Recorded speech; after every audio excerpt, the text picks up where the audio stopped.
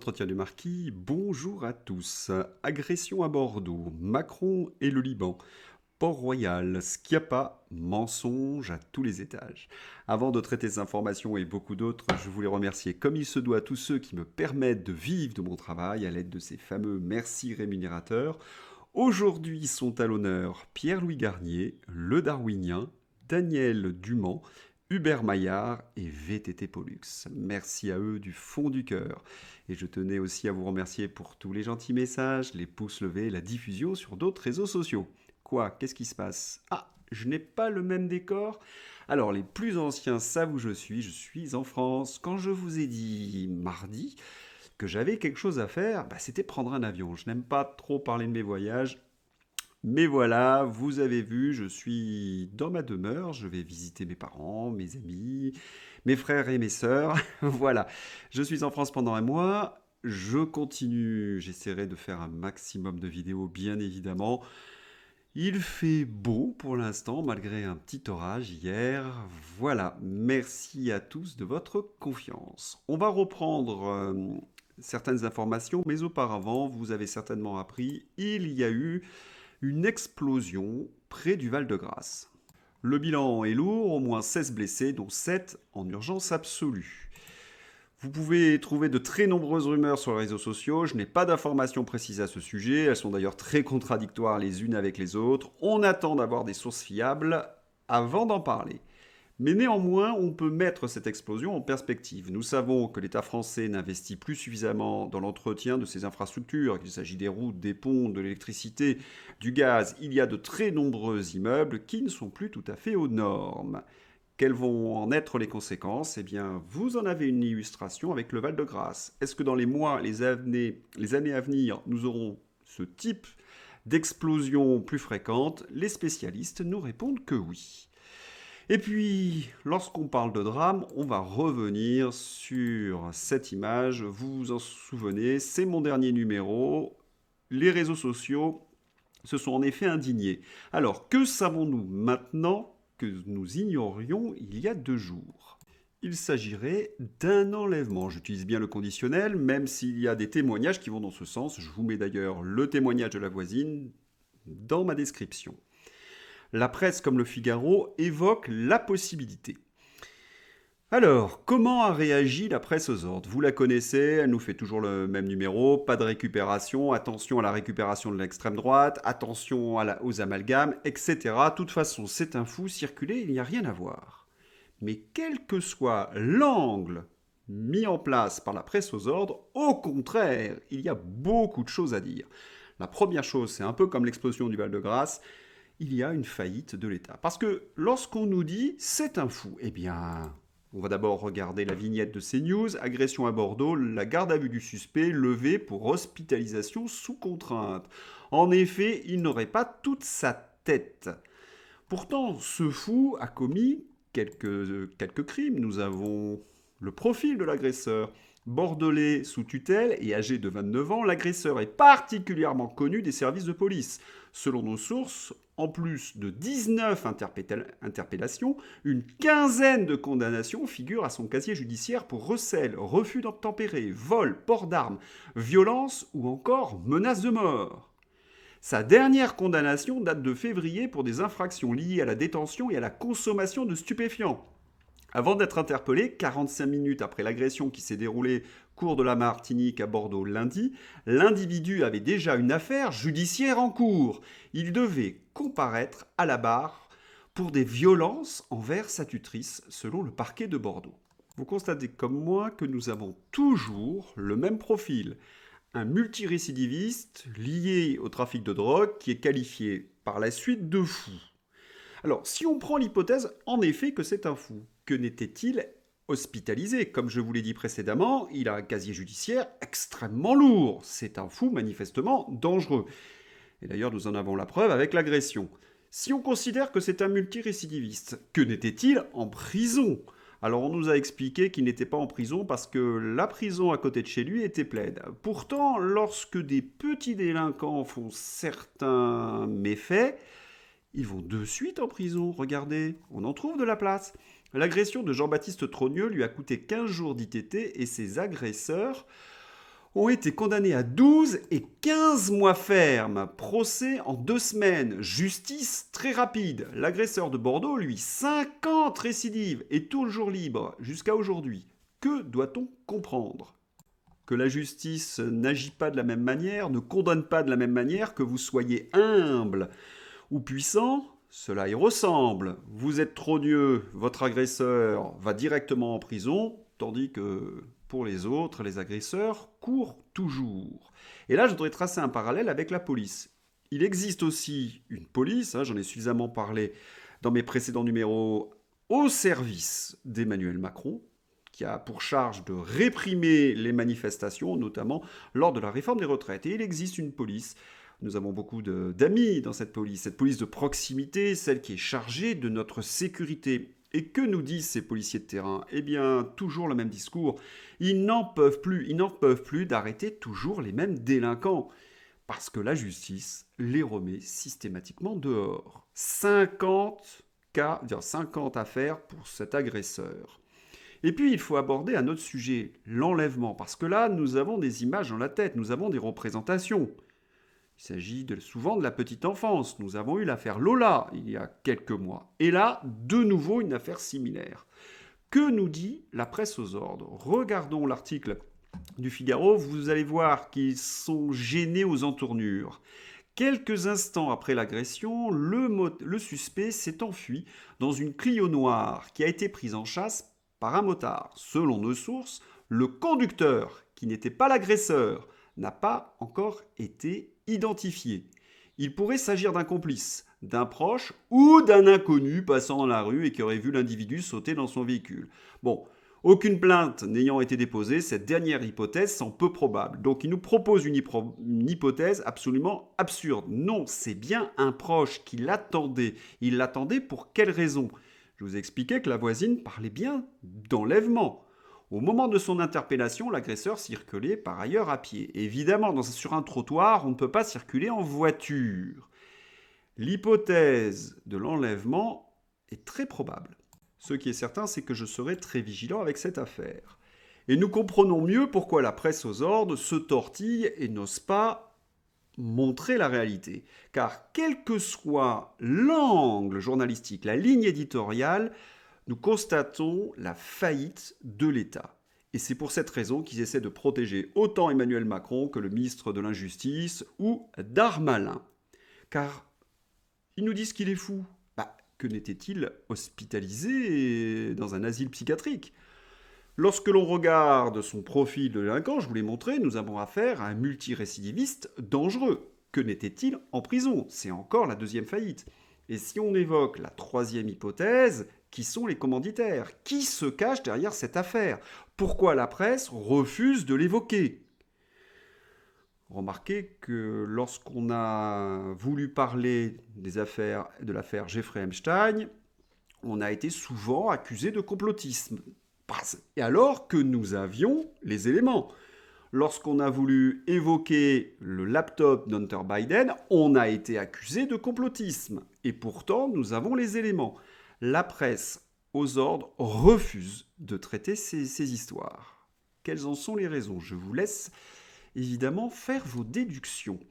Nous allons maintenant aborder le dossier Schiappa. Alors Schiappa, nous l'avons dit, redit sur cette chaîne, elle a menti, mais voilà, il faut reconnaître que cela s'étale maintenant dans la presse aux ordres.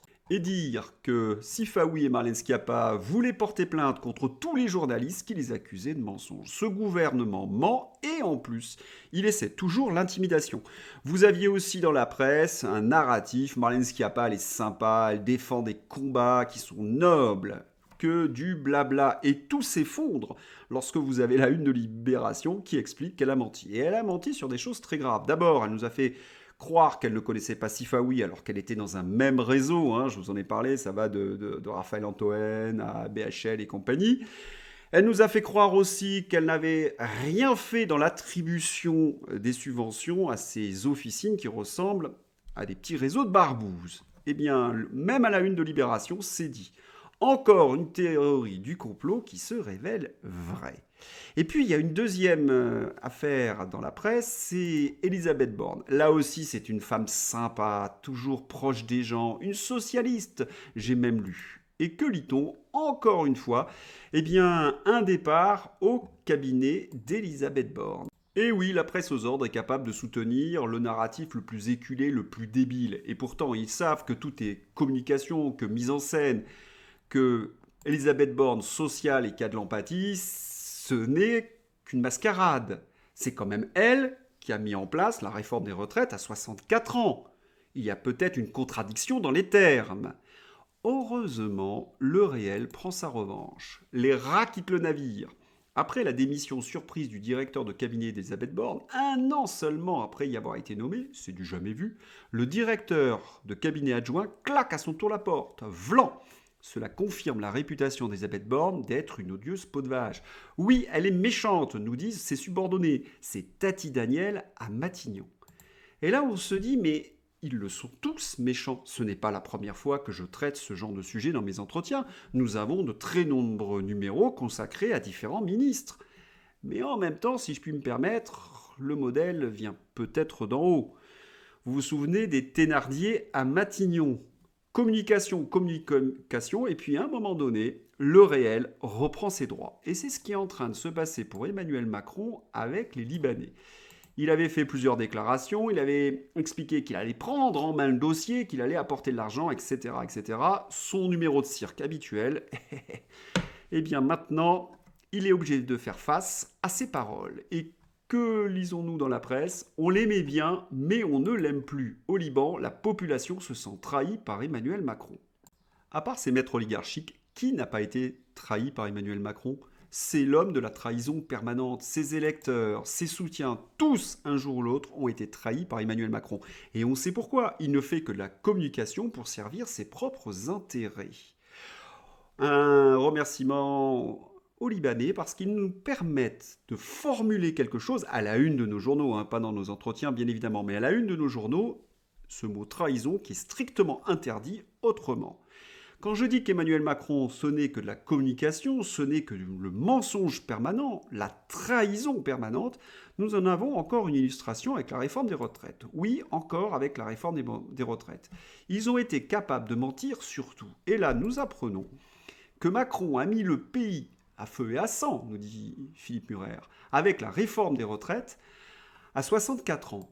Il disait qu'il y aurait jusqu'à 15 milliards, parce que Philippe Murer dit 10 milliards, mais à un moment donné, c'était 15 milliards d'économies, mais il n'y en aurait que 6. Ils ont fait une erreur de calcul de 4 milliards d'euros. Ont-ils vraiment fait une erreur de calcul? Ou ils ont gonflé certains chiffres pour justifier cette réforme des retraites qui était imposée par Bruxelles et les marchés financiers? Eh oui, ils sont prêts à toutes les bassesses de la communication pour vous faire avaler des couleuvres. Mais en même temps, je ne vais pas trop quand même dénigrer les dirigeants européens parce qu'ils réduisent leur salaire, ils se serrent la ceinture par solidarité avec vous, avec vos souffrances. Quoi, je plaisante? Eh oui, je plaisante, hélas.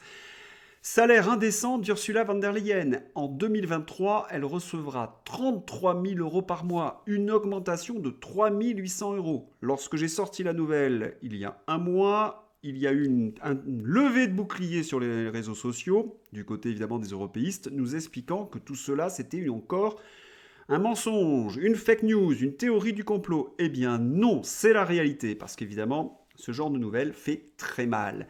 Mais vous, les pauvres Français, fermez-la et continuez d'obéir aux exigences de l'Union européenne en bossant 2 ans de plus jusqu'à 64 ans.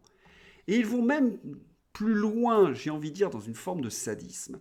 Lorsque j'ai débarqué de mon avion hier à Charles de Gaulle, j'ai trouvé que l'aéroport il faisait chaud, il faisait très chaud. Je ne me suis pas posé trop de questions.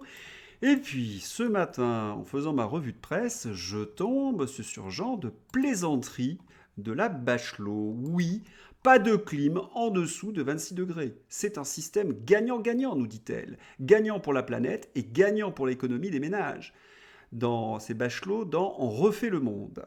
Et oui, vous avez bien compris que le prétexte écologique est là pour masquer Les péchés originels de la Macronie. Ce sont eux qui ont fermé les centrales nucléaires. Ce sont eux qui ont fait que notre système électrique n'est pas maintenant adapté à la population française. C'est à nous de faire des sacrifices alors que ce sont eux qui ont fait les erreurs. Et comme nous le rappelle très bien Philippe Béchade, chaque année, une soixantaine de millions d'Asiatiques et d'Africains, environ la population de la France, adoptent la climatisation. Et pour beaucoup, c'est 365 jours par an. La Thaïlande, le Vietnam, Nigeria, Singapour, etc. C'est vous dire si baisser la climatisation chez nous 3 mois par an va bien sauver la planète. Oui, c'est une énorme escroquerie. Alors, pour qu'il y ait de plus en plus de monde qui adhère à cette escroquerie, il faut former les jeunes de plus en plus tôt. Et là, j'avoue que c'est désespérant quand on lit ce tweet de René Chiche. Les jeunes gens quittent l'école sans savoir écrire, mais bénéficieront d'une certification savoir-faire à l'issue du collège. On n'arrête donc pas le délire. Une certification écologique à la fin du collège, Elisabeth Borne va annoncer la mise en place d'une évaluation savoir-faire pour tous les élèves de 3e. Ce gouvernement est en train de fanatiser une partie de la jeunesse, de créer des gardes verts, comme il y a eu des gardes rouges avec le petit livre rouge de Mao, il y aura le petit livre vert. Car si on veut avoir une expertise justement sur la planète, ce n'est pas un certificat vert qu'il faut, c'est avoir des connaissances en biologie, en histoire, en géographie, en lettres, en mathématiques, c'est-à-dire savoir penser pour penser le monde. Là, ils vont réciter des choses qui vont s'avérer entièrement fausses, de la pure propagande pour servir le gouvernement. Voilà où ils en sont. Et nous commençons à comprendre pourquoi.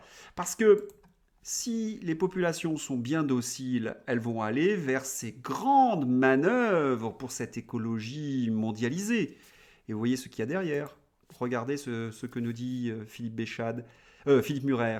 L'ONU veut une identité numérique pour tous, reliée au compte bancaire et au téléphone mobile, et plus de vaccins, un pass sanitaire pour tous tout le temps. L'oligarchie veut nous surveiller, contrôler pour conserver ses privilèges. Libérons-nous avant. Et vous savez qu'il y a aussi le pass carbone. Ils veulent le mettre en place. Et cet agenda de l'ONU et de Davos ne pourrait pas se mettre en place sans des appuis politiques à tous les niveaux. En haut, vous le savez, c'est l'extrême centre d'Emmanuel Macron. Macron est un young leader, il a été choisi pour cela. Et puis, il y a l'avant-garde, les écologistes. Ce sont eux qui sont en quelque sorte mis en place pour faire accepter cet agenda complètement dément qui va contrôler nos vies, au nom de l'intérêt de la planète. Et vous avez aussi constaté que pour nourrir cette avant-garde, ils sont en train de faire un certificat vert à l'école pour que les gens adhèrent à leur propre privation de liberté. C'est extrêmement inquiétant. Et lorsque vous formez ce genre d'individus, vous avez des fanatiques, comme le montre cette vignette, les écologistes qui viennent soutenir une association ultra-violente, une association qu'on peut qualifier de terroriste, puisqu'ils s'attaquent à nos paysans. Et sur la photo, vous remarquez qu'il y a des écharpes tricolores, des élus et Jadot et Tondelier, c'est-à-dire des dirigeants écologistes. Comment peuvent-ils soutenir les soulèvements de la terre, les éco-terroristes, qui vont saccager les cultures des paysans, même quand elles sont bio? Et au nom de raisons qui sont entièrement farfelues, je vous renvoie à mon précédent numéro. Dans une république, un élu qui soutient un groupe extrémiste devrait perdre son mandat automatiquement. De même, un journaliste qui soutient la censure devrait perdre son emploi. Dans une république, on est là pour défendre la liberté d'expression, pas la censure. Eh bien, ce que je vous ai dit est arrivé. Et j'avoue que Elon Musk, là, m'a bien fait plaisir, puisqu'il est très ambigu, je vous renvoie à mes précédents numéros, mais il a sanctionné une journaliste. Faut dire qu'une journaliste qui soutient la censure, c'est quelque chose quand même qui est de l'ordre de l'inimaginable. Regardez la mésaventure d'Anne-Sophie Lapix. Musk a fait suspendre le compte de Lapix, l'une des harpies les plus insupportables du journalisme français. Hier, elle lui avait demandé d'accentuer davantage la censure. Musk l'a servi, il lui a supprimé son compte. Bravo à lui. Dans une démocratie, c'est ce qui devrait arriver. Les totalitaires, dehors. Voilà, si vous avez aimé ce journal, n'hésitez pas à le soutenir, à le diffuser sur d'autres réseaux sociaux. Et puis, je vous souhaite une excellente journée. Alors, vous avez remarqué qu'évidemment que mon numéro est bien plus tard. Je n'ai pas la nuit pour fabriquer ce journal. Merci à vous, au revoir.